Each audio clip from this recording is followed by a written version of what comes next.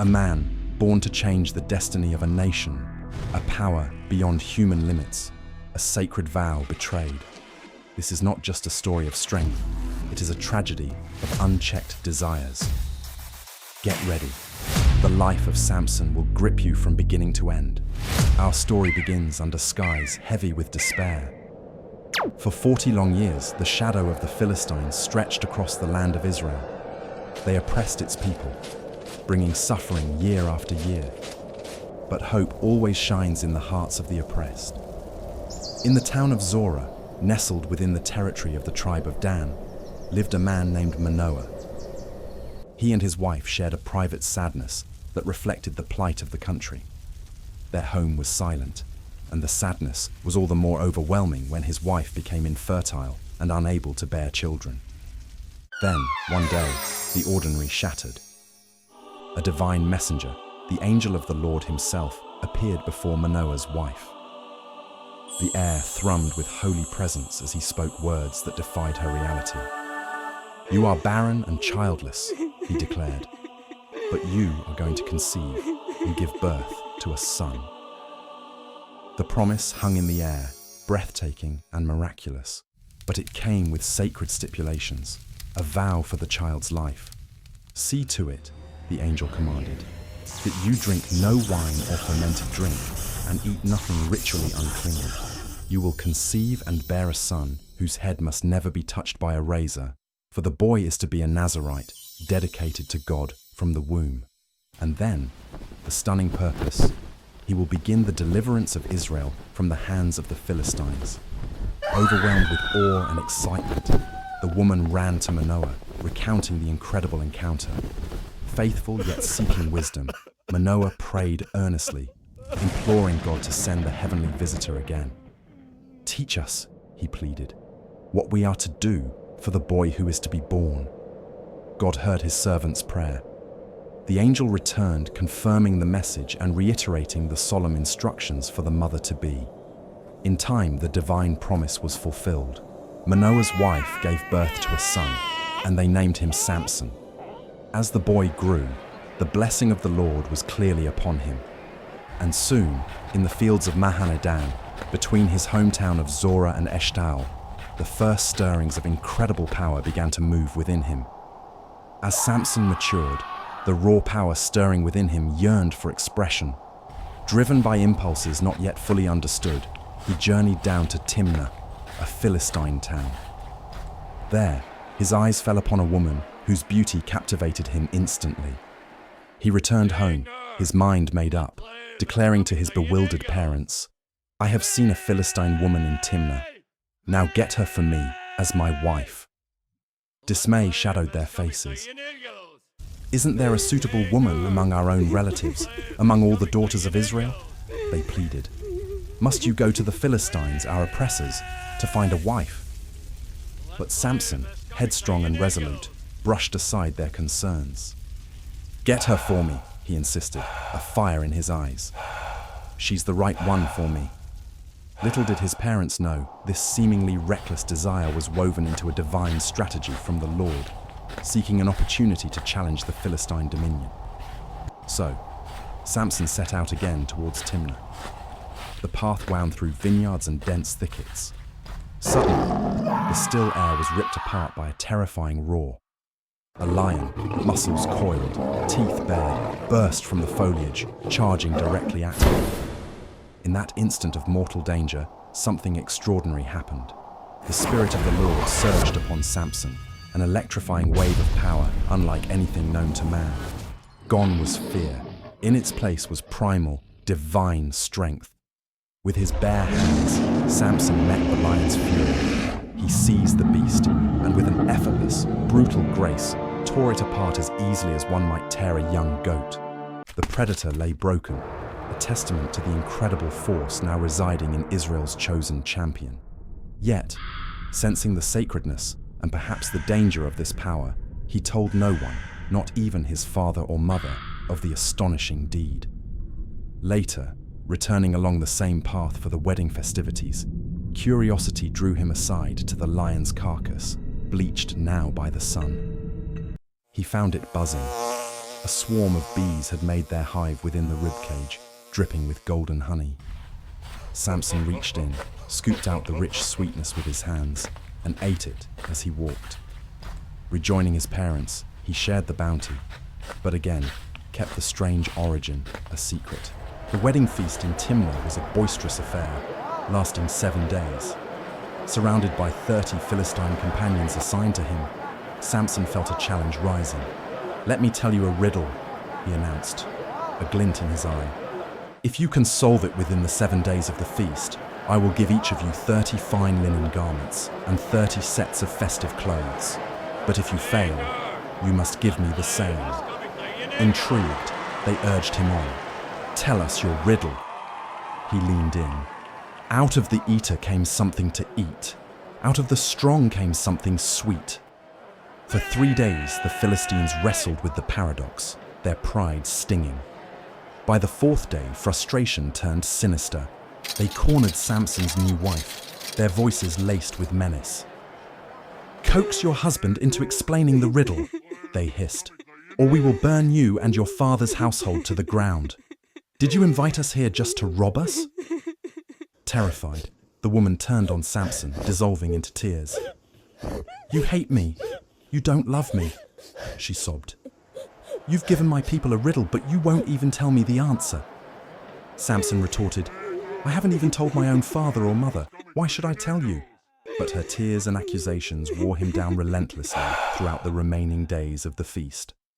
Finally, on the 7th day, exhausted by her pleading, he gave in and revealed the secret of the lion and the honey.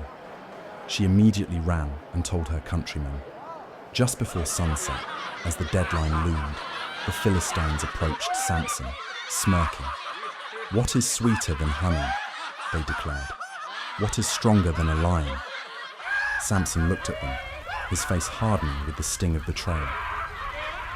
"If you had not plowed with my heifer," he shot back, his meaning clear, "you would not have solved my riddle." In that moment, the Spirit of the Lord descended upon him again, not with quiet strength, but with righteous fury. Burning with anger, Samson stormed down to Ashkelon, another Philistine city.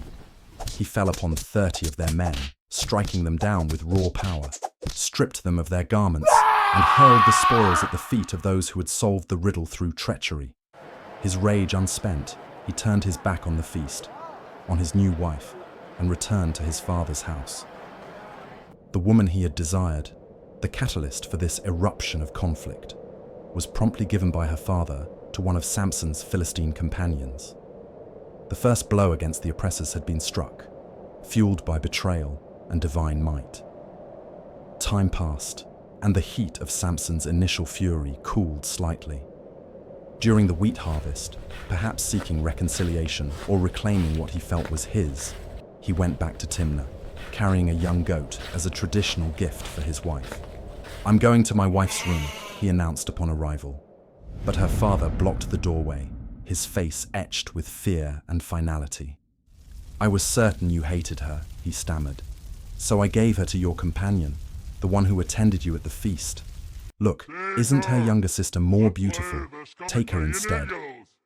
The casual dismissal, the finality of his loss, reignited Samson's rage like tinder. This wasn't just a personal insult anymore, it was another slight by the Philistines he was destined to fight.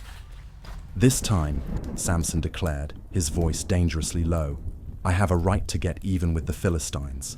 This time, I will really harm them." His mind conceived a plan that was both clever and terribly destructive. He went out, a force of nature unleashed, and managed the incredible feat of catching 300 foxes. He bound them tail to tail in pairs, fastened a torch between each pair, and then he lit the torches. He released the terrified, fiery animals into the ripe-standing grain fields of the Philistines. Chaos erupted. Flames roared through the dry stalks, leaping from field to field. The night sky glowed orange as shocks of grain, vineyards heavy with fruit, and ancient olive groves were consumed. The smell of burning destruction filled the air, mingled with the panicked cries of Philistines watching their livelihoods go up in smoke. When the dawn revealed the scorched earth, the enraged Philistines demanded answers. "Who did this? The word quickly spread. Samson, the Timnite's son-in-law, because his father-in-law took his wife and gave her to his companion. Their vengeance was swift and brutal. They stormed the house in Timnah and, in a horrifying act of retribution, burned both Samson's former wife and her father to death. News of this atrocity reached Samson. The cycle of violence escalated further. "Since you've acted like this," he swore, his grief overshadowed by a burning need for justice, "I won't stop until I get my revenge on you." He fell upon them with terrifying ferocity, attacking viciously, his God-given strength turning him into an unstoppable whirlwind of destruction. He slaughtered many Philistines before retreating, seeking refuge in the solitude of a cave in the rock of Etam. But his actions sent shockwaves through the region. The Philistines mustered their forces and marched into Judah, spreading out near a place called Lehi. Their intentions clear. They wanted Samson. The men of Judah, caught between their powerful oppressors and their volatile kinsmen, were terrified. "Why have you come up against us?" they asked the Philistine commanders. "We have come to take Samson prisoner," came the grim reply, "to do to him as he did to us." Fearful of Philistine reprisals, 3,000 men from Judah descended to the cave at Etam. "Don't you realize the Philistines rule over us?" They confronted Samson, their voices a mixture of fear and accusation. "What have you done to us?" Samson's response was stark. "I merely did to them what they did to me." They stated their purpose bluntly. "We've come to tie you up and hand you over." Seeing the fear in his own countrymen, Samson made one demand: "Swear to me that you won't kill me yourselves." They quickly agreed, wanting only to appease the Philistines. So, they bound him securely with 2 brand new ropes and led their mighty champion, now seemingly helpless, up from the rock. As they approached Lehi, the waiting Philistines erupted in triumphant shouts, surging forward to claim their prize. But in that moment of apparent defeat, the Spirit of the Lord rushed upon Samson with overwhelming power. The new ropes binding his arms became like charred flax touched by flame. They disintegrated, falling away from his hands. His eyes scanned the ground, landing on the fresh jawbone of a recently deceased donkey. He snatched it up, an unlikely weapon transformed by divine might. With the jawbone gripped tight, Samson waded into the stunned Philistine ranks. He swung the bone with incredible force, a blur of deadly motion. One after another, the enemy fell. When the dust settled, the ground was littered with the bodies of 1,000 Philistine warriors. Samson stood tall amidst the carnage, bloodied but victorious. Catching his breath, he declared, "With a donkey's jawbone, I have made donkeys of them. With a donkey's jawbone, I have killed 1,000 men." He cast the bone aside, and that place was forever known as Ramath Lehi, Jawbone Hill. Exhausted and severely thirsty after the battle, he cried out to the Lord, "You have given your servant this great victory. Must I now die of thirst and fall into the hands of oppressors?" In response, God performed another miracle.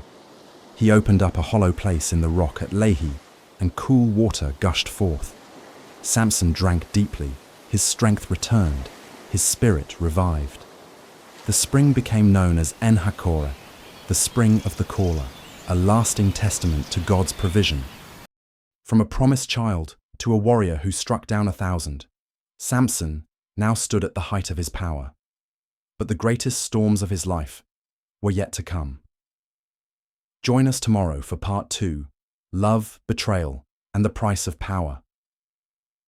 Don't forget to subscribe so you won't miss part 2, coming tomorrow.